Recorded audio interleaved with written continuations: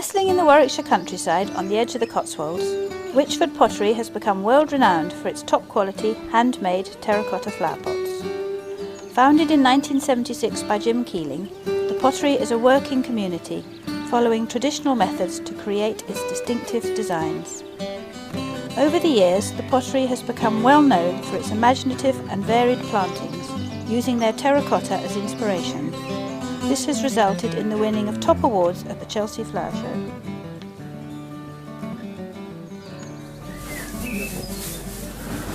There you go, John. Thanks. There's the finished pots going off to the customers, but they all start over here. Here's the clay as we buy it in. It's just as dug, like you find in the bottom of your garden. We get it in by the lorry load, and it's very important to us that we have control over how we blend it and process it. It's quite a complicated process. I'll take you to Richard and he'll show you how it's done. So we start off with 3 clays, which we blend. Richard. Okay. So this machine is the blender. So we're adding the 3 raw clays in a certain ratio.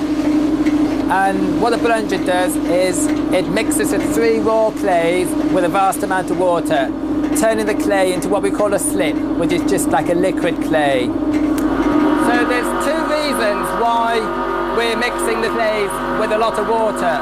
One reason is to blend the 3 clays together. The other reason is to enable us to sieve the clay. And that's what we're doing here. We're pumping the slip through a series of sieves, and the sieves are taking out all the sand, the grit and all the impurities. So we're just ending up with a clean slip which passes through the sieves and into our storage tank. And it gets pumped into the filter press. When we have enough pressure, we have the water being forced through the filter cloths, and the water just drains out onto the floor. But all the clay particles will be retained inside that chamber. The pressing process takes about 7, maybe 8 hours. But at this stage, the clay is very uneven. Typically, you've got very hard outers to the sheet, but the middle of the sheet is very soft and sticky and gungy. So the clay needs mixing with itself. So we do that in a machine here called the pug mill. So we're simply rolling the clay up and chucking it into the pug mill.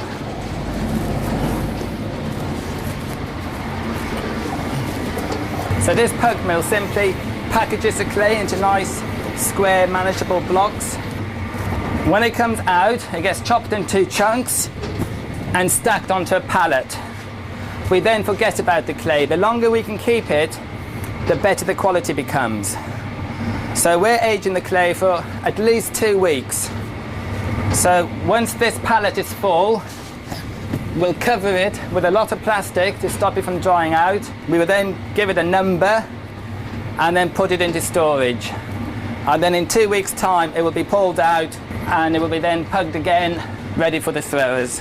So at Wychford, our emphasis is on quality of the pots and also the frost-proofness of the pots. It would be a lot cheaper to buy the clay in from a supplier, but we wouldn't be in control of the clay. So I've got a trolley of clay here from the clay room, fresh up, and I'm going to weigh out some balls, show you how it's done. Most of what we make here is made by throwing on the wheel. I'm going to throw you some 14-pound balls.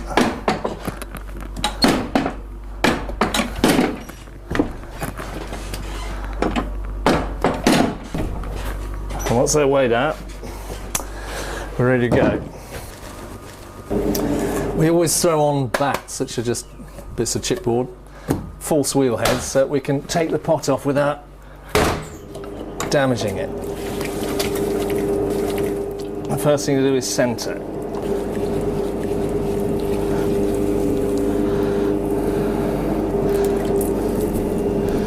I learnt my craft with people who'd been settled potters for 4 generations, so this is a very economic technique. You don't do any work you don't have to. And there's an absolutely set number of moves. Now I've opened out the bottom already, made the hole. There's the first pull. Very little water, just enough to stop the hands pulling too much, but of course it's a lubricant, so if you put too much on, you got to work harder. Beginning to form the rim. This is quite a tall, thin pot, so they're harder work than the flatter ones, because you've got to fight gravity.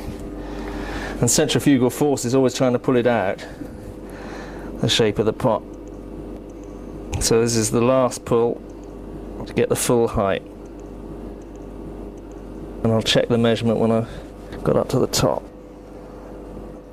You can see it's wobbling a bit, you're forcing the clay. I'll take that out in a moment, those wobbles, but as long as the rim's firm, just check the height. Alright, well, I'm plenty of height there. Check the width, I've got the calipers set. Right width, plenty of height, so that's good. Now for base details, we sometimes use templates. This is a bit of aluminium carved out. I just offer it up to the base. And particularly if you've got a team of throwers, it does give some uniformity. We always use ribbers, or ribs as they're called, on the outside of the pot. Originally they would be made from ox ribs, now they're just bits of metal. It gives you a smoothness to the pot, and pretty well all traditional potters everywhere use them. For flower pots it's more practical to have a clean surface. It doesn't hold the bugs. So we're getting nearly finished now. Now I'm going to put a roulette on. This is an easy way of decorating. The simplest is just little marks, but I'm going to use a more complicated one, which is this, which is a bit of carved clay with a repeat pattern on it. And you rotate the pot slowly, offer it up, and press.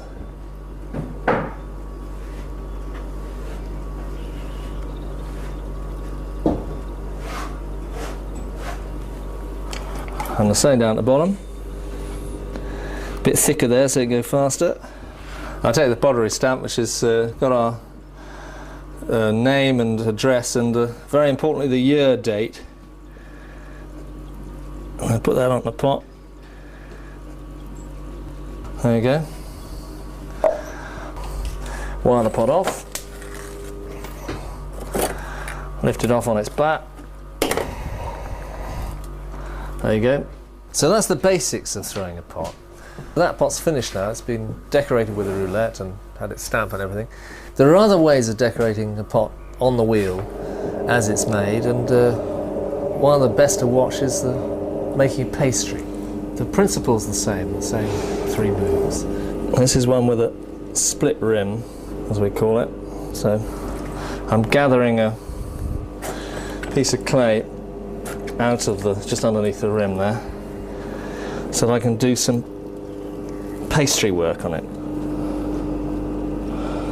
So always you've got three pulls, as they're called, three opening moves. Like many of my shapes, this is a sort of traditional shape which we've adapted. A simple roulette either side of the band.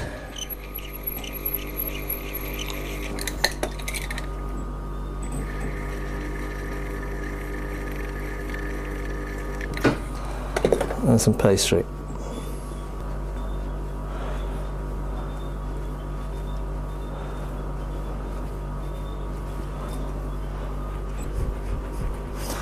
And finally, the all-important stamp.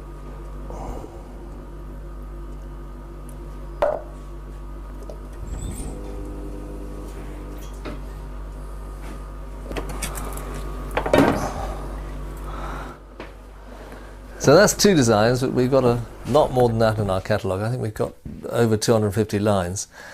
Some small, some large. Most of our production is made on the wheel, and we take great pride in the skills we've got here. Several of us have been throwing over 20 years. I think I've done 27 years myself. They always used to say it took 15 years to make a potter, and it's about that long. It's a very difficult process. Very simple, but very difficult. And it's the job which needs the most training. We've got usually between 4 and 5 apprentices at any one time, and that is a very important part of the philosophy of the business.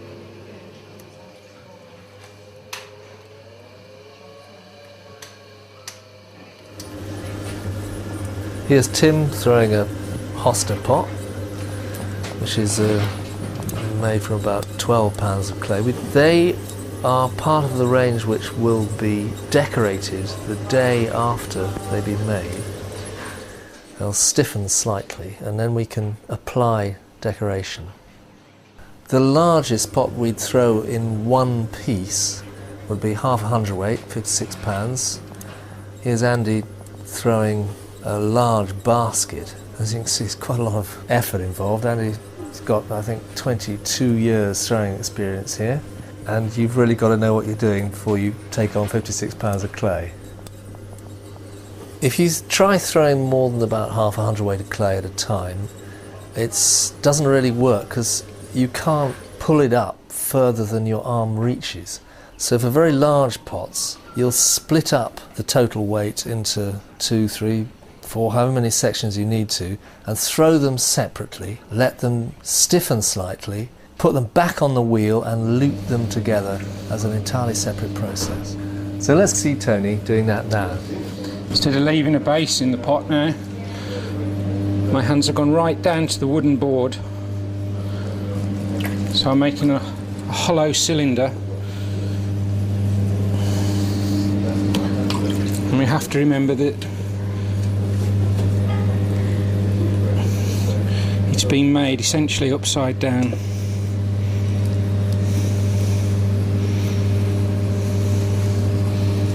And obviously, as this area here is going to be the join, we need to make sure it's exactly the same size, the same diameter as the base section.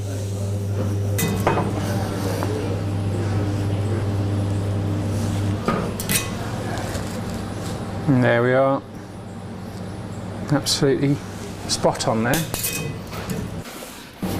So here I'm just about to join 2 sections together. It's a 2-piece pot. The pots need to be left to stiffen slightly before they join together, otherwise they'll collapse. It does depend on the weather, but Tony's looked at them and they seem to be about right the next day. This is the bottom section that I'm just recentering on the wheel.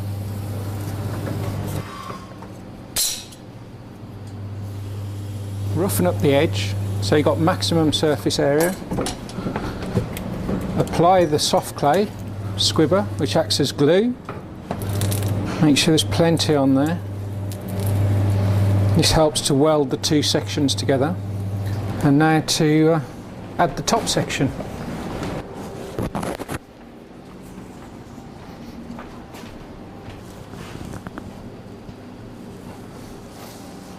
Throwing is a very ancient technique. It's been in use at least 5,000 years.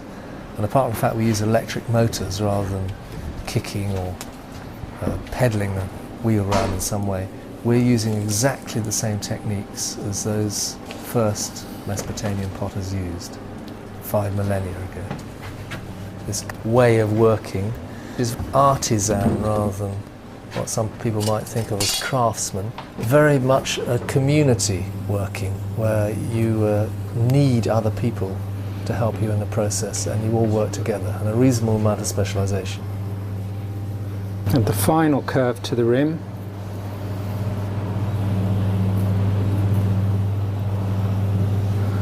And then we add the decorative band. Again, scoring the pot first to make sure it sticks on well. This time we add a little bit of water. And then we extrude the band through a die plate.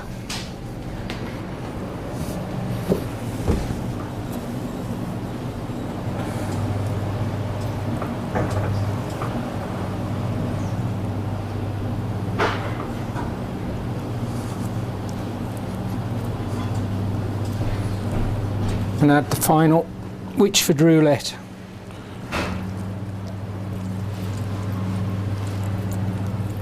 So that pot was made out of 2 balls of clay weighing 40 pounds of clay each.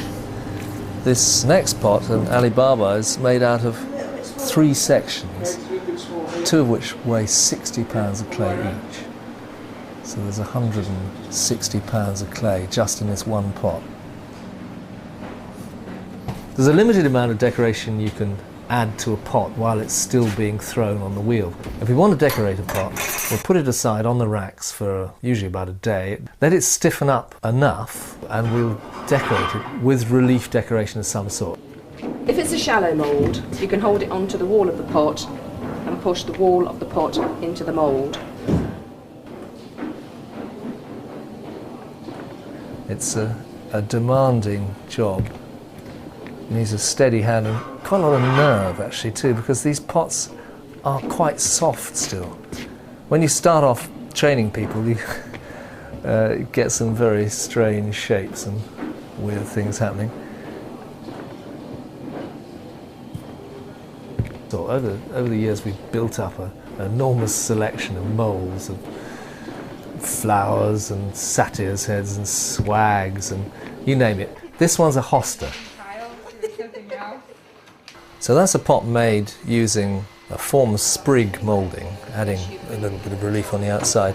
We also extrude strips and add them as basket work, and these are a perennial favourite.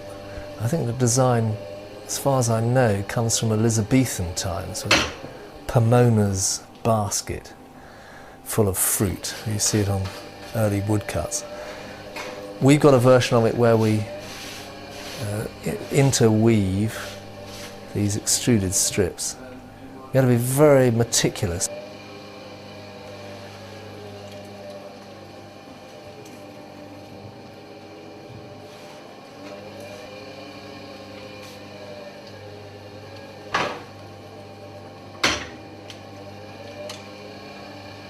Here's another variant of the basket flower pot where we flatten the back of an ordinary round thrown pot, stuck a hole in it so you can hang it on the wall, and for decorative purposes we're putting a rather nice twisted handle on the back. Again, it's a variation of a very old design.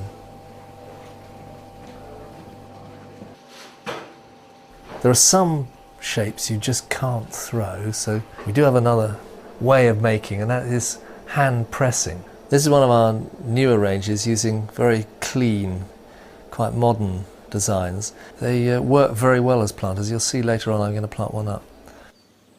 This next one is an Italianate pot based on an old Tuscan design. We take a plaster mould, which of course we originate ourselves to our own designs, and you beat rather laboriously clay into the mould, let it stiffen for a day, remove the mould, and then bring the surface to life with a lot of fettling and work.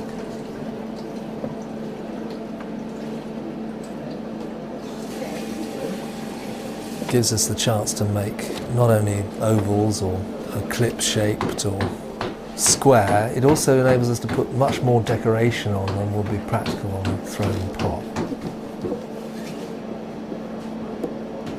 Always interested in investigating commissions and special projects. Even if you want your family crest put on, we can do that, and frequently do.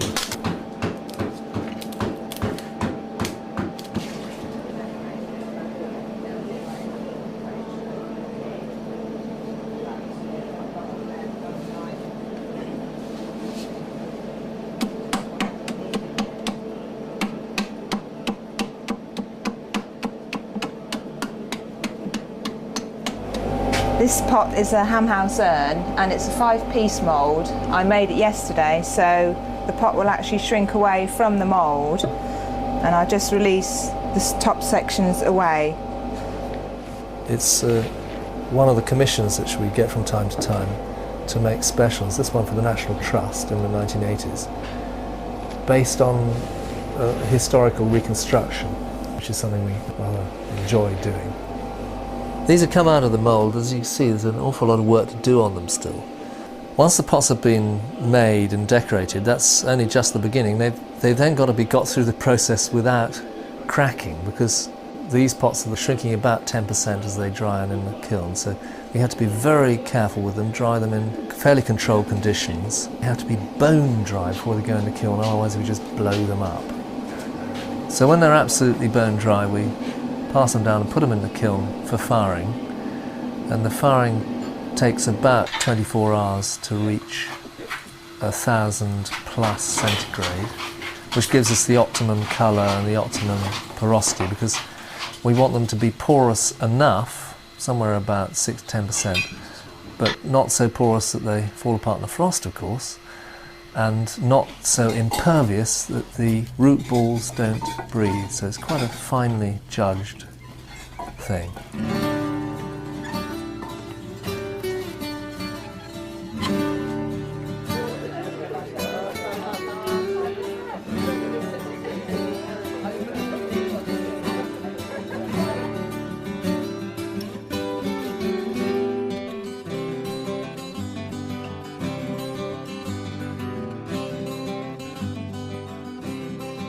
So I hope that gives you some feel for what we do at Witchford Pottery.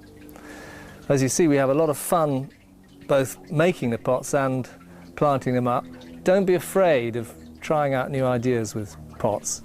Be bold. It's not like a herbaceous border where you've got to wait for years. A flower pot you can plant for just one season, try things out which are quite outrageous, move them around, have fun. You're always very welcome to visit the pottery. You can see how the pots are made for yourselves, and you can look at our show gardens. There's always lots of stuff going on here, different seasonal plantings, so look forward to seeing you.